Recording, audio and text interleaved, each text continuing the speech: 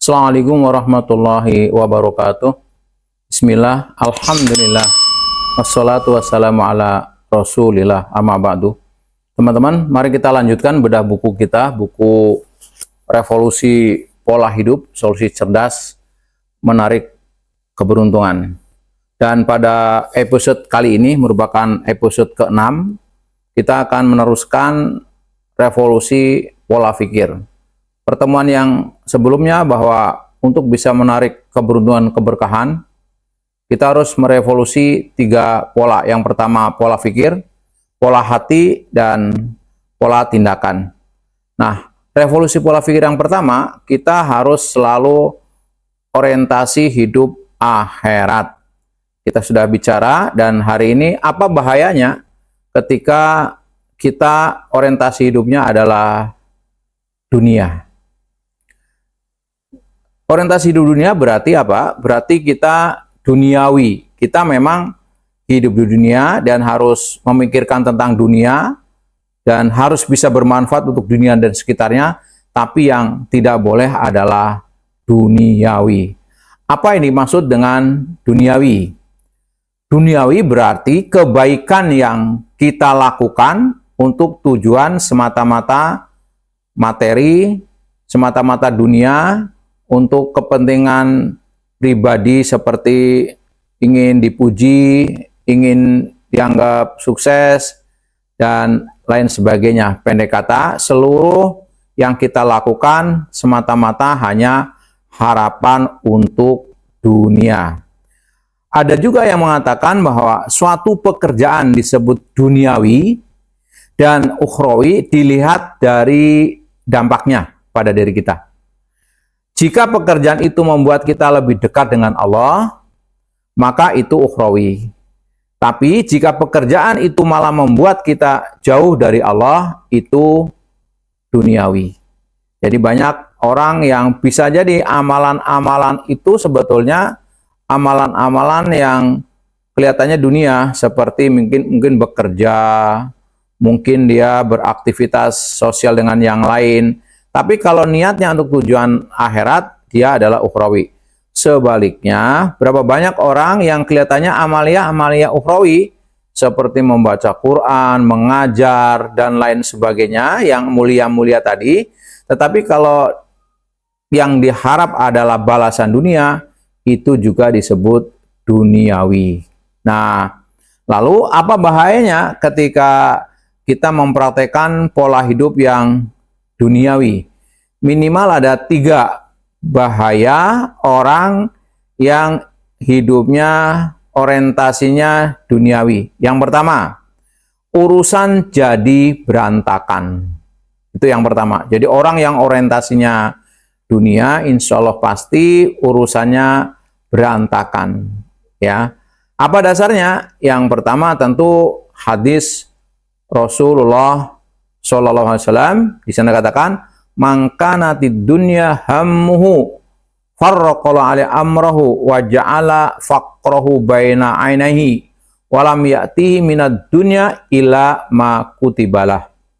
Barang siapa yang menjadikan dunia sebagai tujuan satu-satunya, maka Allah akan mencerai-beraikan perkaranya, menjadikan kemiskinan di depan matanya, ia tidak diberikan bagian dari dunia kecuali yang telah ditetapkannya. Bayangkan saja, kalau yang kita lakukan semata-mata hanya ingin harapan balasan dunia, 3 yang didapat dari hadis ini. Yang pertama, urusan kita jadi berantakan. Betapa tidak kalau orang yang senangnya pujian, bekerja ingin dipuji, ternyata nggak ada yang muji, berantakan.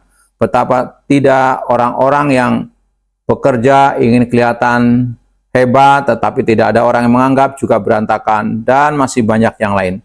Yang kedua, orang-orang yang orientasinya dunia, kata Rasul tadi, di samping hidupnya berantakan, hatinya miskin, dan dunia tidak mendatanginya kecuali yang sudah tertulis. Nah, Ibnu Qayyim al-Jauziyah menyampaikan terhadap bahaya orang yang orientasi dunia. Apa kata beliau? Muhibbud dunya layan fak min salas, hamun lazimun, wa ta'abun daimun, wa hasratun la tangqadi.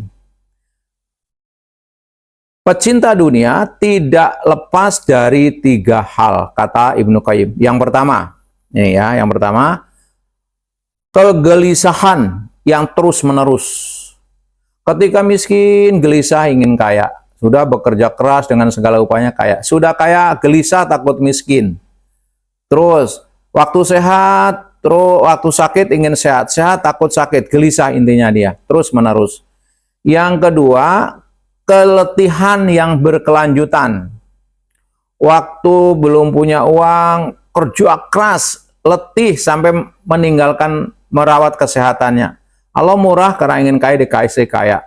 Tapi sudah kaya karena waktu memperjuangkan kekayaannya dengan mengorbankan kesehatannya, sudah kaya tinggal sakit-sakitan misalkan. Ketika sakit, letih juga berobat. Ketika sudah kaya, karena tidak memperhatikan kesehatan waktu sebelumnya, maka sakit-sakitan.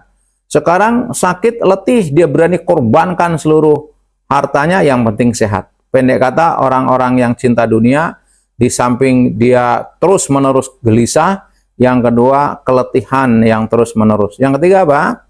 Yang ketiga adalah hasratun la tangqadi, yaitu penyesalan yang tidak pernah berhenti.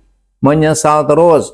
Misalkan satu contoh, orang yang orientasinya dunia, dia misalkan punya rumah makan, hari itu hari Ahad, ingin menyiapkan stok yang banyak, dia bikin karena hari Ahad, makanan yang banyak, dengan harapan biar sampai malam misalkan. Dengan izin Allah, pas dia buka jam 10, jam 11 sudah ada yang datang karena ada seorang yang baru ngadain acara, ternyata tamu yang datang di luar perkiraan, maka butuh makanan. Makanannya diborong semua oleh orang tadi. Setelah diborong, orang yang orientasi dunia pun menyesal. Kenapa ya, tahu mau dibeli banyak, saya tidak membuat lebih banyak lagi. Menyesal juga akhirnya. Jadi ini menurut Ibnu Qayyim 3 pecinta dunia yang membuat dia tidak pernah bisa bahagia. Yang pertama adalah kegelisahan, yang kedua keletihan, yang ketiga penyesalan yang terus-menerus. Nah, itu yang pertama. Jadi pecinta dunia itu hidupnya berantakan lah ya. Yang kedua, tertolak kebaikannya di mata Allah Subhanahu wa taala. Jadi pecinta dunia itu tertolak kebaikannya di mata Allah Subhanahu wa taala. Jadi di samping orang-orang yang orientasi dunia tadi urusannya jadi berantakan, yang kedua ini yang menurut saya perlu diperhatikan adalah tertolaknya kebaikan di mata Allah. Dalam Al-Quran dikatakan, mangkana yuridul hayatud dunya wa zinataha nuwaffi ilaihim a'malahum fiha wa hum fiha la yubkhasun.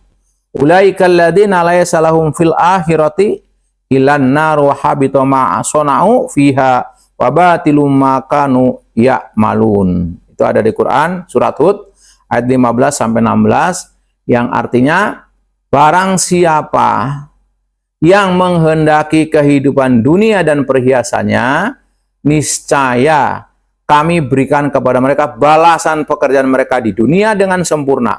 Dan mereka di dunia itu tidak akan dirugikan. Itulah orang-orang yang tidak memperoleh di akhirat kecuali neraka. Dan lenyaplah di akhirat itu apa yang telah mereka usahakan di dunia, dan sia-sialah apa yang telah mereka kerjakan. Ini perlu kita ketahui bagaimana orang-orang yang orientasinya dunia tertolak kebaikannya karena apa? Dunianya dikasih, tapi di akhirat dia termasuk orang yang merugi. Dan yang ketiga adalah bahaya orientasi akhirat. Mereka menyimpang dan sangat mungkin mengajak orang lain menyimpang. Dalam Quran surat Al-Mu'minun ayat 74 Allah berfirman, wa innal ladzina la yu'minuna bil akhirati anis sirati lanakibun. Dan sesungguhnya orang-orang yang tidak beriman kepada negeri akhirat benar-benar menyimpang dari jalan yang lurus.